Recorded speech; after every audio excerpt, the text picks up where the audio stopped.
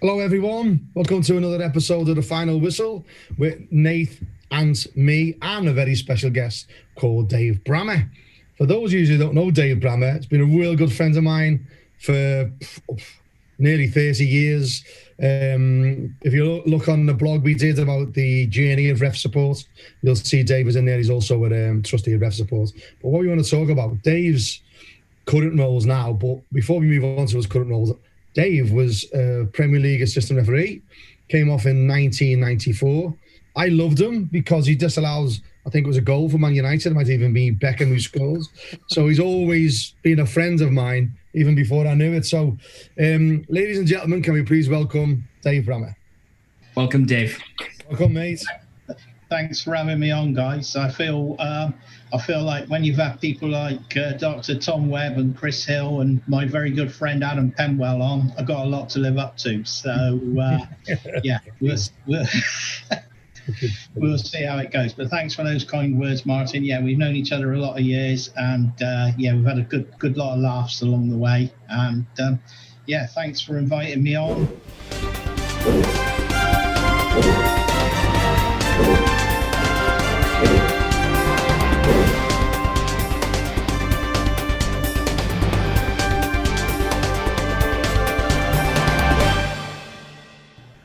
Current role, just to let you guys know, is that I'm a contributary and supply league observer and finance director of the Toolstation Weston League and the Southwest Pool of Match Officials. Yeah, we one of the things that you really helped me with coming through, and it's always important to us to talk about little snippets, and we always talk about learnings in our little blogs, even though we don't want people to think it's all about learning. Our blog's always about having a crack and everything else. But when I got on a football league, picked that one up, just by the way. Well, I know no one had got into Western-super-Mare. No one has been on for a while. And I just thought everyone got on a football league. I just thought it was a journey because, I wasn't really involved in those circles. I was a footballer by heart and probably still am. And because I've always been gregarious, have a crack and blah, blah, blah, I can't shut me up as most people know. Dave gave me a bit of advice that was just a little bit of advice that we can pick up from all these people in our networks. And he said to me, Scouse, when you go to a game, if the referee's a quiet lad, be a wallflower. You also be quiet. If he's up for the crack, then have a crack. Don't try and go in there being all gregarious and having a crack when he's quiet because some lads want to switch on. But that held me in good stead. And when I started coaching, it's really helped on just a little snippet of information about blending in with the team of three. I just always thought that was an important piece of information, that Dave.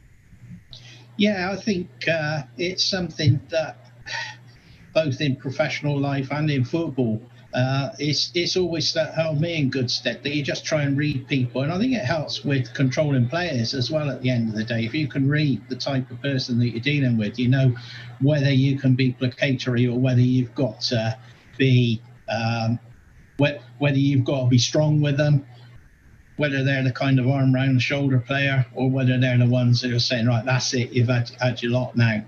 And so yeah, reading people, big part of refereeing completely, and controlling your own body language and reaction to things can only help you.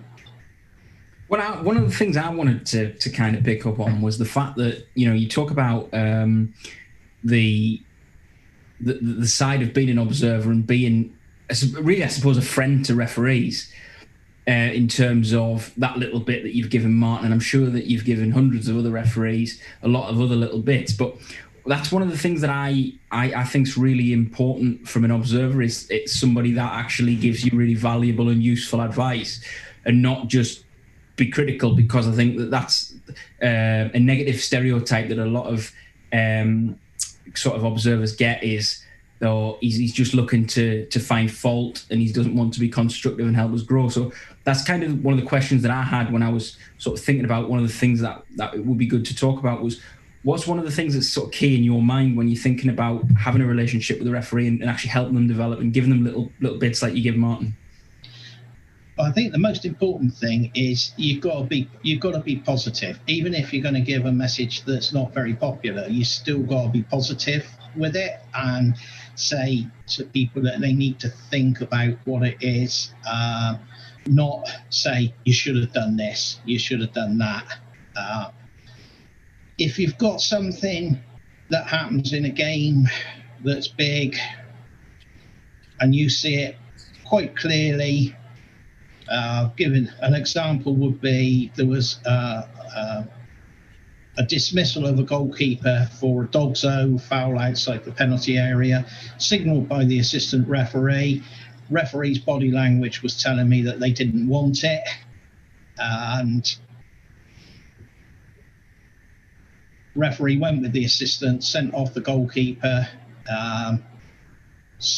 cautioned a defender for dissent, and then they kicked off the game. The free kick went out for a goal kick. The goal kick went out for a throw-in over by the assistant who given the decision. Player who'd been cautioned went over to take the throw-in. There was no spectators on that side of the ground at all. And next thing you know, the assistant referee's flagging and calls the referee over, and it's a second yellow card for dissent for the defender.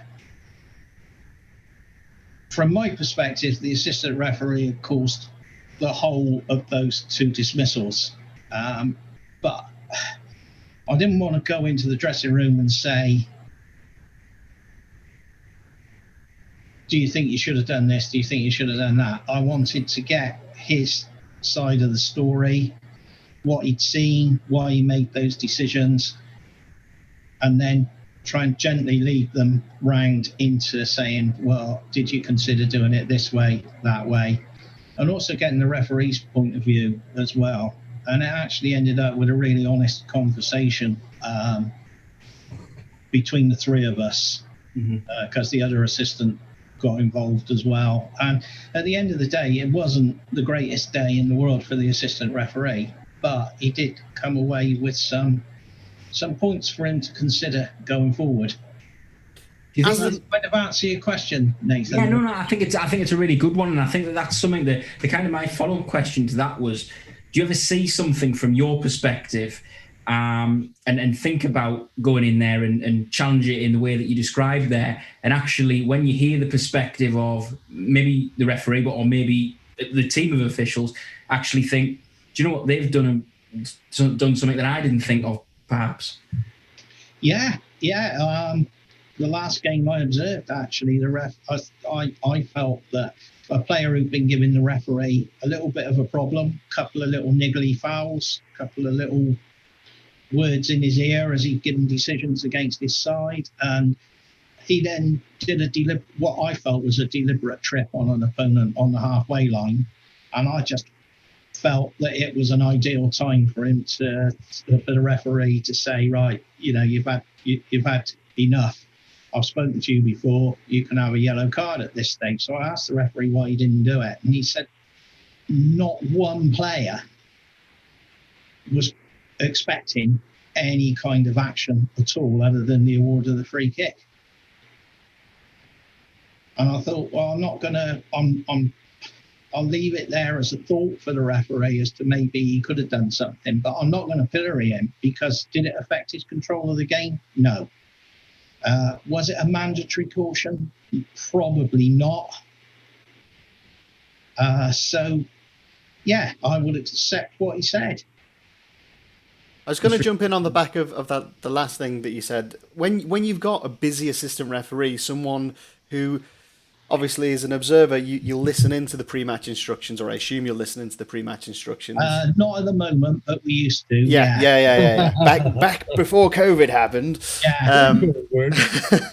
BC, we call that now. BC before COVID. Yeah. If you were listening to the pre-match instructions and you'd heard the referee instruct his assistants not to be overly involved, first bite of the cherry on penalties and stuff like that, and you had still an assistant be overly busy during the game, give a big decision like that where the referee was clearly his pre-match instructions hadn't been followed.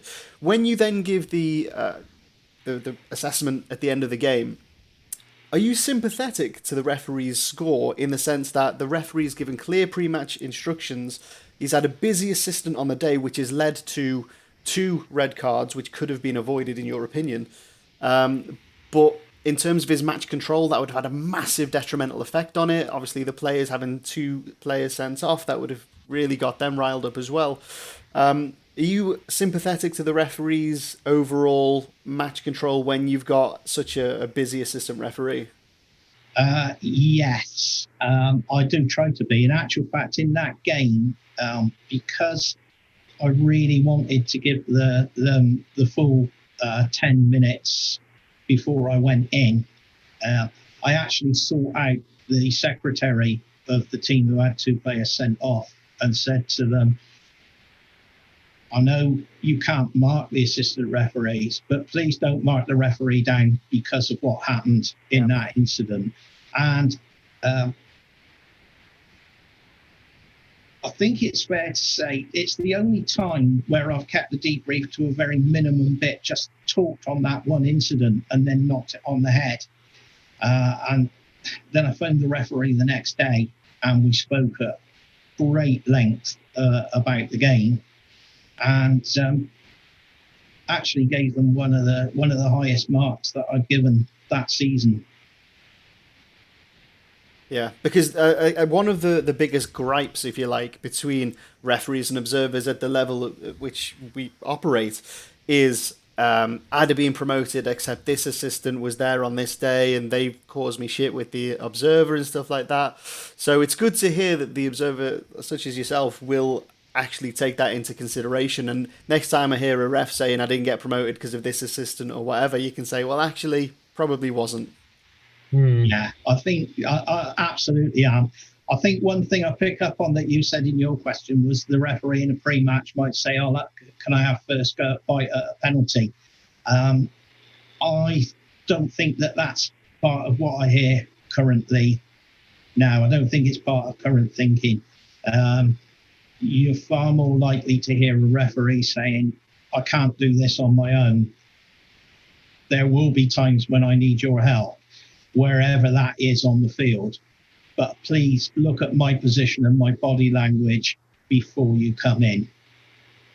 Yep, I think one of the things that I wouldn't mind talking to, I've been on a journey with Dave. As I mentioned, I've done lines to him coming through. He did lines to me. We've been abroad together when we did our coaching and taking people from Western-super-Mare RA abroad. That we used to do. We've been involved in loads of journeys. And I've been there where he's been an assessor and I've been a coach. Now, what coaches get a reputation for is trying to mug off assessors, and someone like you'll say, David, you're trying to make an excuse up, allegedly, for trying to cover the arse of your referee who's dropped a bollock in front of a coach. Now, we all know those stories are out there.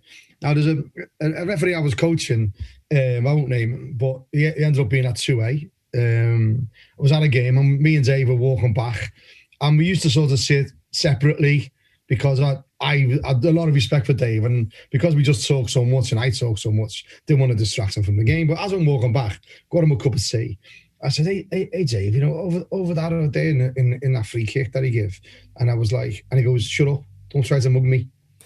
And I went, honestly, Dave, I'm not trying to mug you. I'm just, no, I don't want to talk about it. And even though we've been friends, like I say, for nearly 30 years, at that time, I say 20 years, he was always the, ultimate professional, Dave. Even though, we would never, ever do anything untoward, but he's always been honest and open and transparent. And when I say to people about that relationship coach, referee, assessor, it's very, very important. And a lot of stick comes from referees overreacting, because I then had an arrangement with Dave and a few of other assessors in the Southwest. And because they would say, oh, Scouts told me to do that. And Dave would go, really? Well, that's not the answer you give someone. Any referees who were listening and who got an assessor there, never ever say, oh, I did that because my core coach told me, or my so-and-so. The worst thing you can say, because I said to Dave, if that happens, stop the debrief and say, right, I'm going to phone Scouts on my own, and I'm going to tell him if he did say to say that.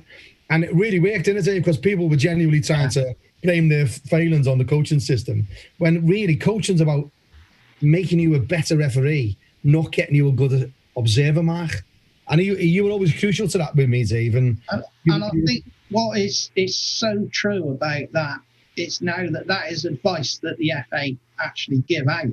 But it stemmed from Martin. The advice was, if somebody says my coach told me to do that, then you cut it off there and speak to the coach. Yeah, it's really important part of that relationship, and you come through, assessors and observers, coaches all come through together. They all know each other, and you've got to be, if you try to mug off assessors, any coaches out there, the referee gets up there, you get all the glory. Oh yeah, he's in my group. You get a lot of people doing that, and then he comes back down again, him or she. That's no good to anybody, is it? You've got to prepare them for that level above. And what I used to do with Dave is, in the summer when we had pre-season friendlies, the lads who'd been promoted from 4 to 3 or from 3 to 2B, I used to take Dave, say, Dave, come on, let's go down. We'll have a couple of pints after the game or whatever. He'd have a couple, I'll drive, or vice versa. And he'd do a mock assessment. So we'd prepare that referee from 4 to 3 or 3 to 2B for the assessment above on a pre-season game. And it really got them sort of acclimatized to A, the relationship, B, the expectations, and C, the professionalism of what you need to be. And Dave was always vital, and a few other assessors with me on developing that. I think it's a really good thing. I know coaches, and obviously very great friends with Martin, but other coaches, you develop a good relationship with them, and you develop that by being honest. And a very good friend of mine in refereeing circles came off the Football League line through age, and he started going observing, and he said, I can't do it. He said, I cannot go into a dressing room and criticise what a friend of mine has done. And I said, well, you don't have to. It's not a case of criticising them. You've got to help them. And if you're honest and they're a proper friend, then they'll accept what you say. They may not accept it on the day, but in a couple of weeks' time when they've reflected on it, then I'm sure that they will. And the other thing that you've got to do is it's a blank page. In 20 years of observing, I've never read an observation that I've done on a referee before I go out and see him again. So obviously we've had a bit of a disjointed season this season, and with coronavirus, and I know obviously that you're in the southwest, and obviously in the northeast our season's been decimated. We haven't had open age football since October, but I think that one of the things that I wanted to understand was, have you noticed that when observing, obviously it's a different experience for you as an observer during coronavirus, but have you noticed that it's been a little bit more difficult maybe for referees to perform consistently well with the stop-start nature of this season?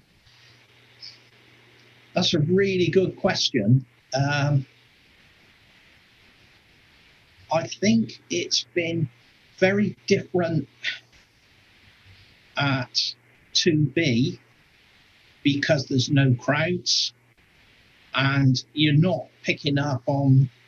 It's amazing, the stuff that you actually pick up on from the crowd. I don't think it influences what you see and how you interpret it, but it gives you a pointer that, that was a big incident. It might have happened on the far side of the field, but you think, that was a big incident. But in terms of, because it's been disjointed, and I've seen an awful lot of people for the first time this season, I don't know whether or not they found it difficult or not.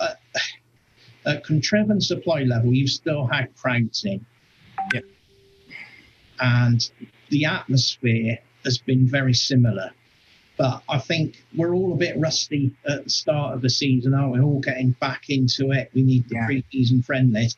And that hasn't happened. So people are chucked in at the deep end. And you do think, perhaps that might have been handled slightly differently if it was a different stage in the season. So I think we're all sort of starting up and looking again. So do you think you have to think about the way that you mark and observe and assess referees on the basis of that?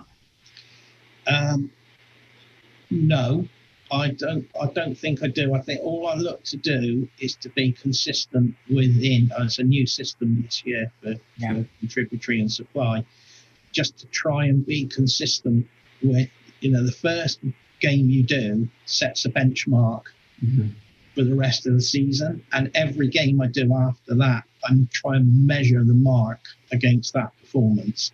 Yeah. So if say the first mark that I gave was a 72.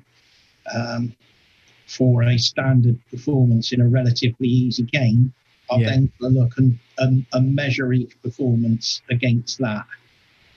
One of the things that I wanted to ask you about as well was about this concept that I've heard an awful lot about in relation to yourself, about closed book advice.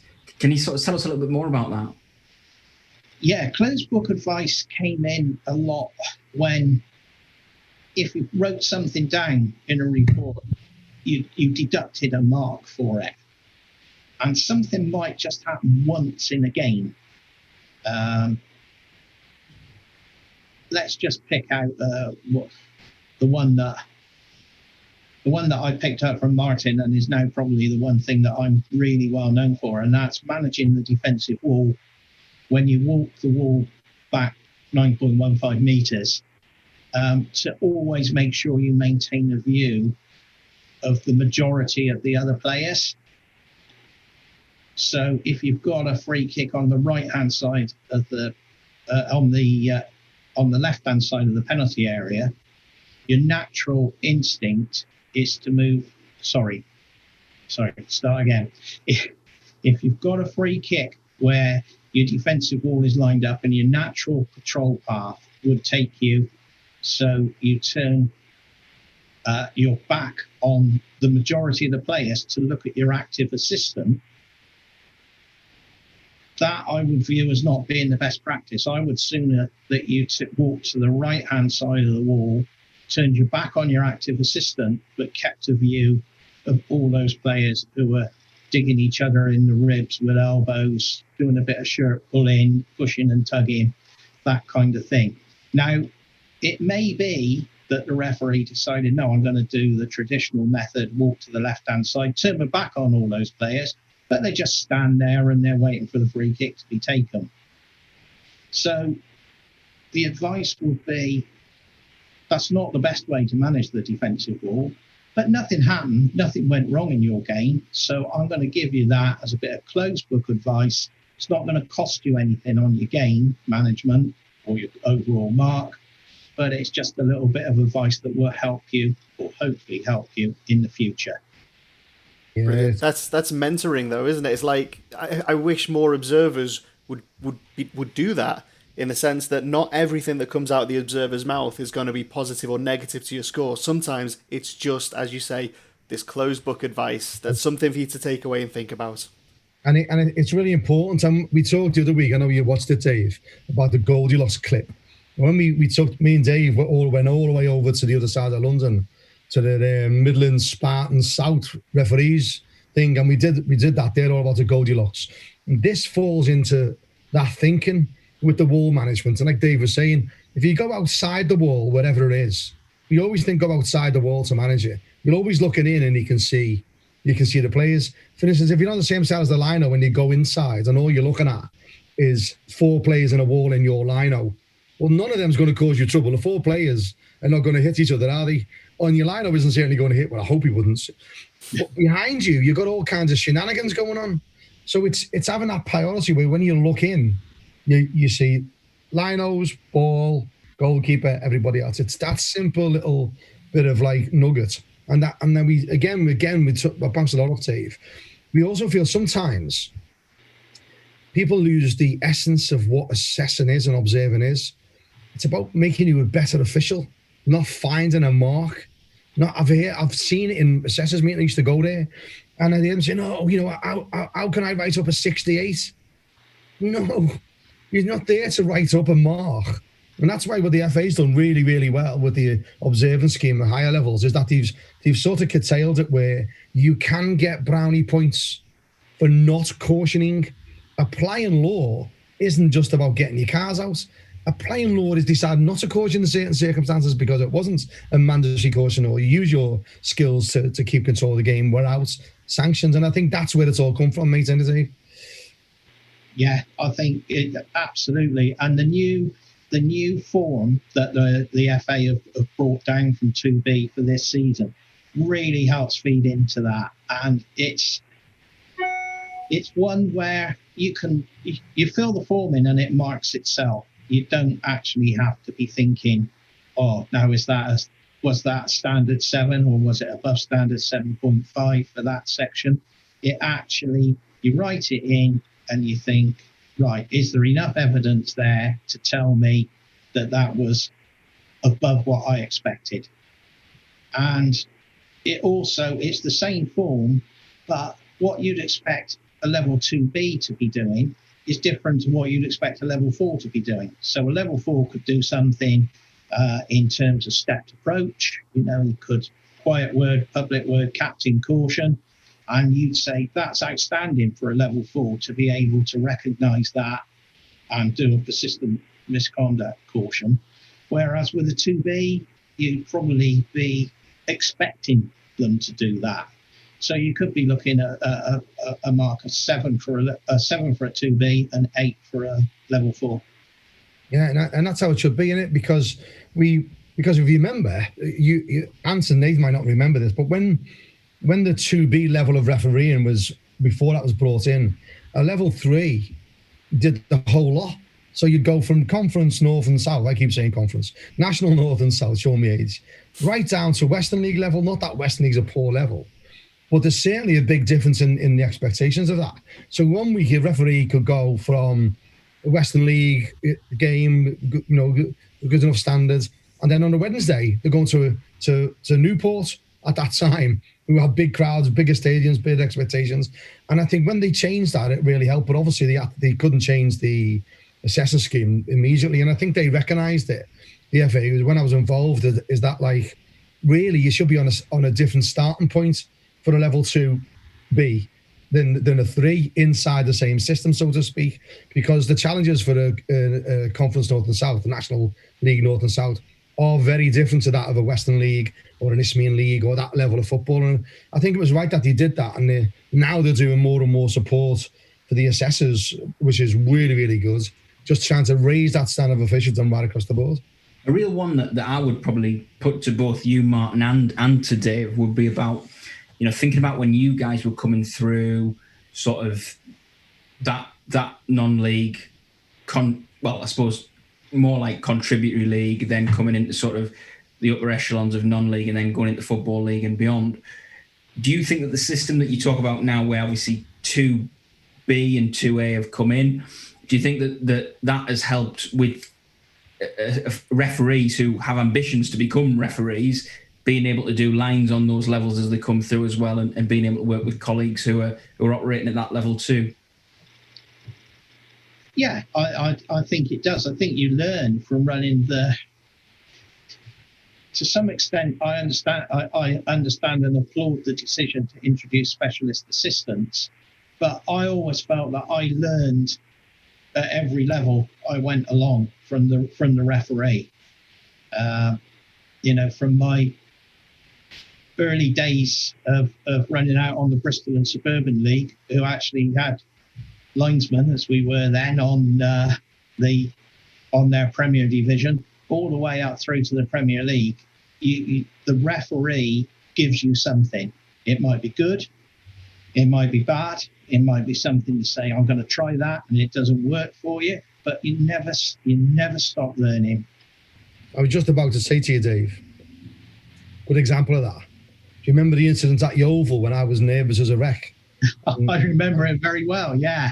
And how you calmed me down and chilled me. Share with the guys how you did that. Okay, well, it was, I think it was an FA Youth Cup game, wasn't it? Yeah. And the RDO for Gloucester FA, Roger Vaughan, was on the other line, and I think it was one of your first ever lines. And it was played at Hewish Park at Yeovil, which was, for this part of the world, it's quite a prestigious ground to officiate at.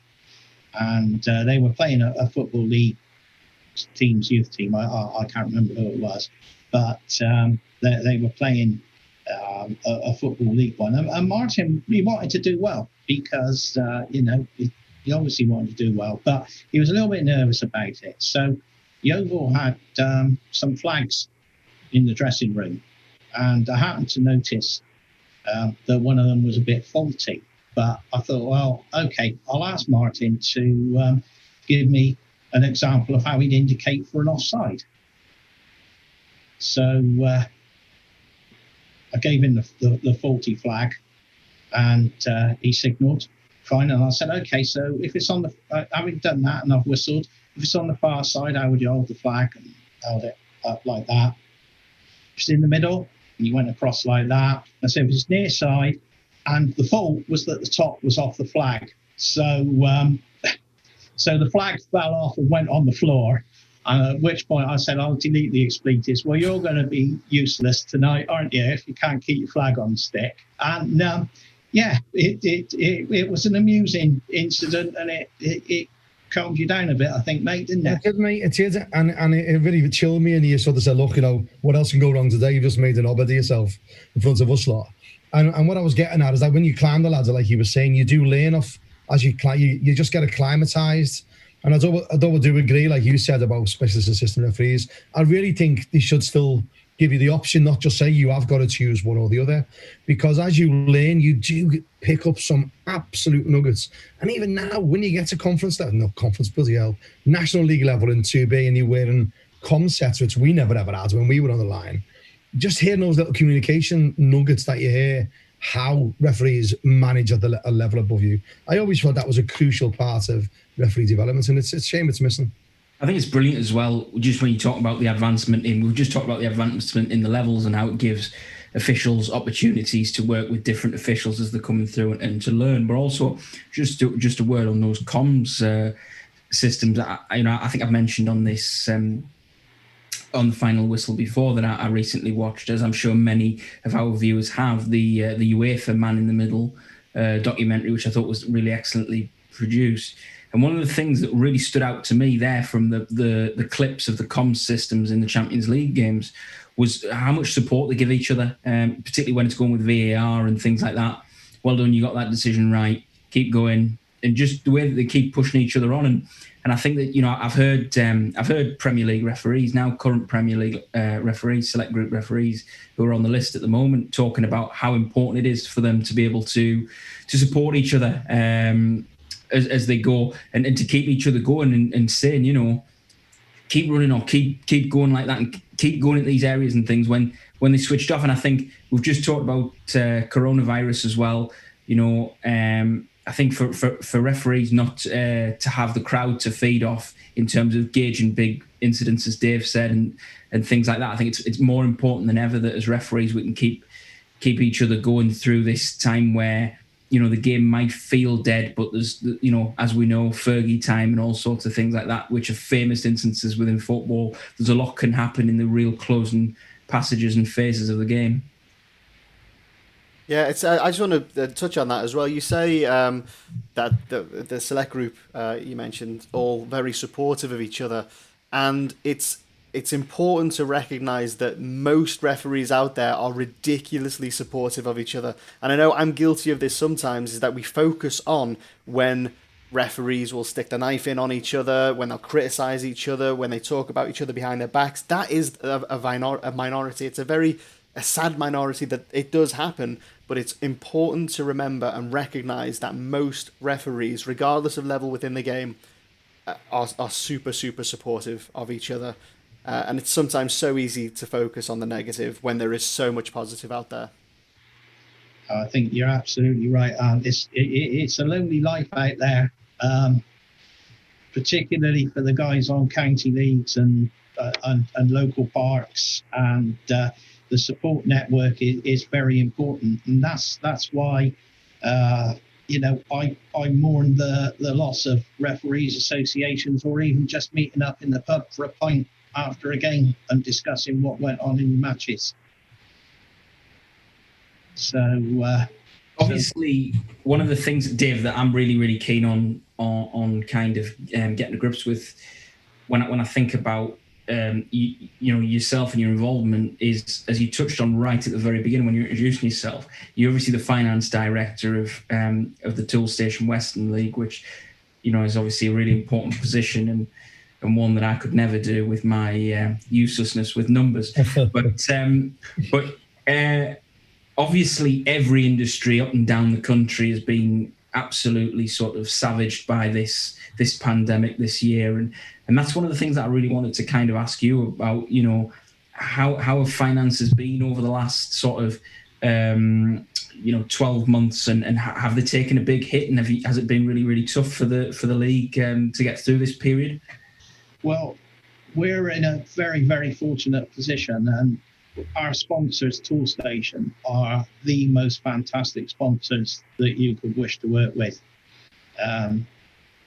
So supportive, and they're a growing company, and they just want to be involved in the local communities and be seen to be out there with it. So we couldn't ask for anything better than our particular sponsors. We weren't sure when COVID started off what was going to happen. So as a league, I put it together, and the directors supported it, a package that we could give to our clubs that would ease them through the initial period, which has gone on far longer than any of us envisaged. That's been supported by grants that have come from the FA, and I think that some clubs have actually done quite well out of it. And I'll touch wood when I say it, but I'm not aware of any of our clubs that are in a situation where they're really worried about their finances at the moment. I know there are clubs up and down the country who have got these issues, but I've got no immediate experience of it.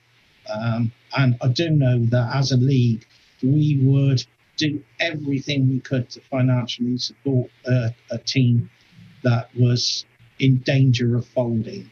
I mean, we're not going to turn around and say, "Oh, you've put 8 players on contracts and you've run out of money to pay them." That's not what it's about. But if it's a genuine scenario to keep the club going and keep the community bit going on it, we would do everything we could to do it. We've got short-term loan scheme, which some clubs have taken advantage of. We divided up all the prize money from the null and void season and distributed it equally amongst the teams. We gave all their sponsorship out in full rather than asking them to pay subscriptions at the start of the season. So yeah, I think we've done as much as we possibly can to make sure our teams can continue once this dreadful thing is over.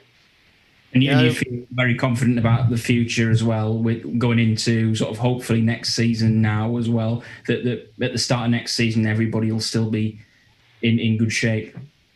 Yeah, I'm very confident about it. We've got a huge variety of teams in the Toolstation League. We've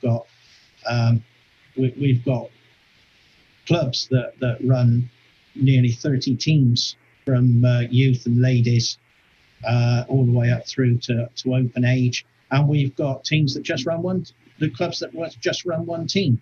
Mm-hmm. But it doesn't matter. They're all deserving of a chance to give people the opportunity to play football. Absolutely. The FA have said that they're going to survey the clubs from step 3 down, I think, is the general idea. What's the feeling that you're getting from the teams in your league, whether to null and void the season or just keep going until you've got the league done for this season? In all honesty, the feedback that we've asked for from our clubs was, how many games do you think you'd need to play to have a points per game table at the end of the season? And that sort of had a range of opinions from 50% up. But I think at the moment, because the Alliance Leagues, the Step 3 and Step 4 leagues are surveying their clubs, and those leagues have, I believe, put a recommendation out that they null and void their season. I think that's going to make the survey of Step 5 and Step 6 clubs irrelevant. Yeah. Because if there's no promotion and relegation to Step 4, then what's the point of them trying to battle on and play a game to a conclusion? That's such a shame, because, I mean, if we looked at, in hindsight now, at last season, if we'd have just ploughed through, or everyone that null and voided their seasons, we could have just finished them up, delayed the start of the next season, but at least we would have had a completed season. Whereas now it looks like potentially we've lost 2 seasons worth of football.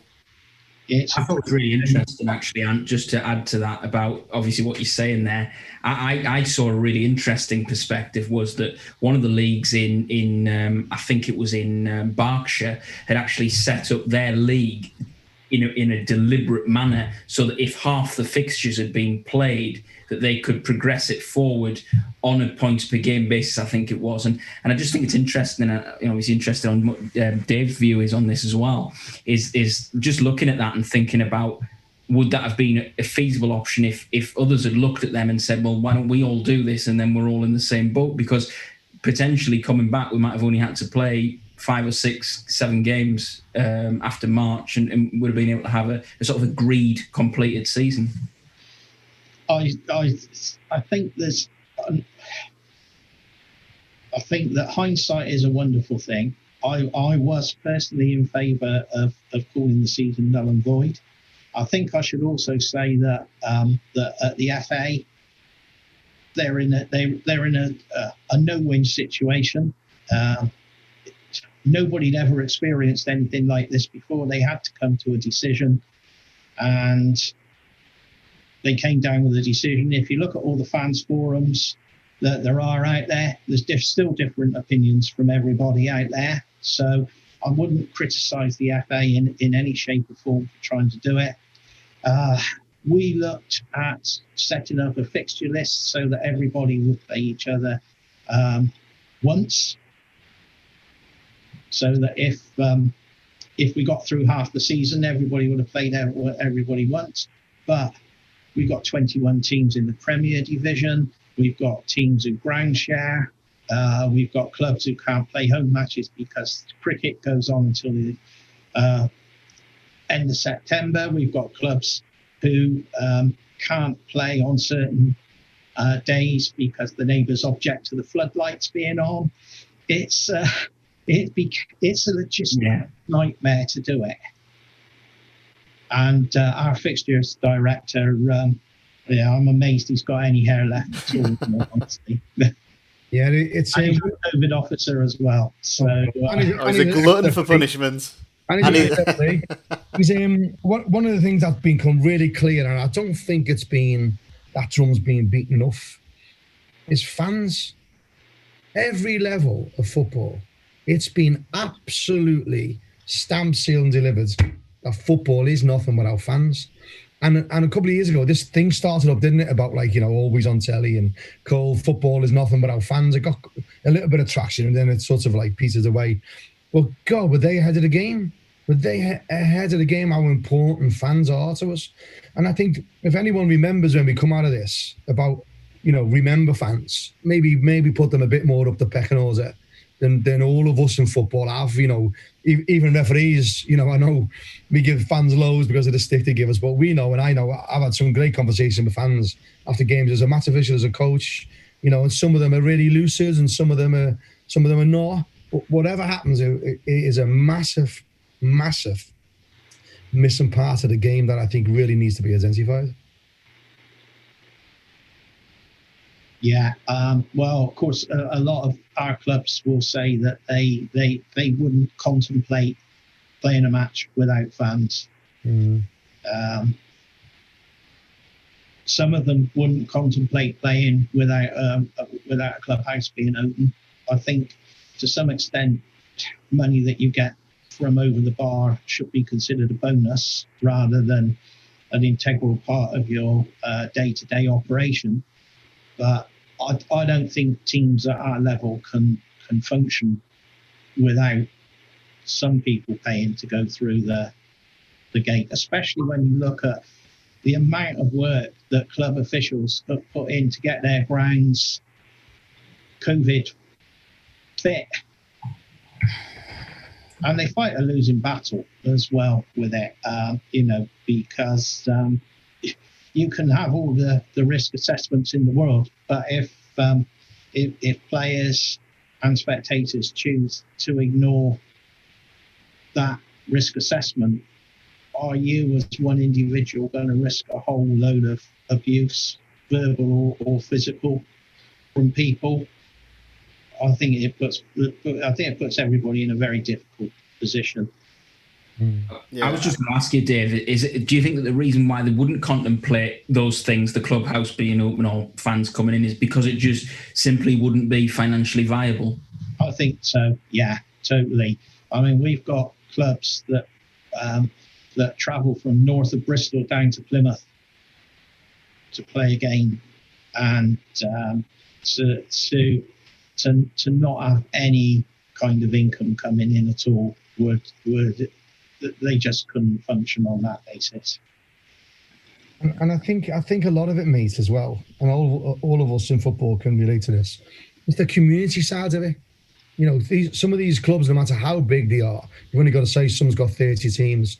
What a massive engagement of everyone in the community is now missing. And even when we go up, you know, some of the teams in the Western League, Welton Rovers, you know, Radstock, or some crackers, right down to Wellington. You go there and you see the spirit of the community in an awful lot of these clubs. And they're open, you know, some of them are open when the football isn't on. So the actual club is an income stream, not just on match day, but when they're open the other night. There's lots of them that have all kinds of functions on there, from bingo to snooker and darts. And I think that needs to be recognised as well, as that, like, you know, an awful lot of clubs are more than just a club. They're more than a club. They're a community hub. They help, you know, when it's open, you might have first aid courses there. They even have somewhere you give blood, don't they? I've seen that many times. You know, it's an absolutely essential part of some communities that's been absolutely devastated by this. And I just wish the Western League all the best. I wish football all the best with it. But I want to finish on a couple of little things, mate, if you can. I know you don't like talking about being on the Premier League and all that, because it's just the way you are, and I respect that. But I remember there's a photograph of you with Mark Halsey and another guy called Nigel Green, wasn't it?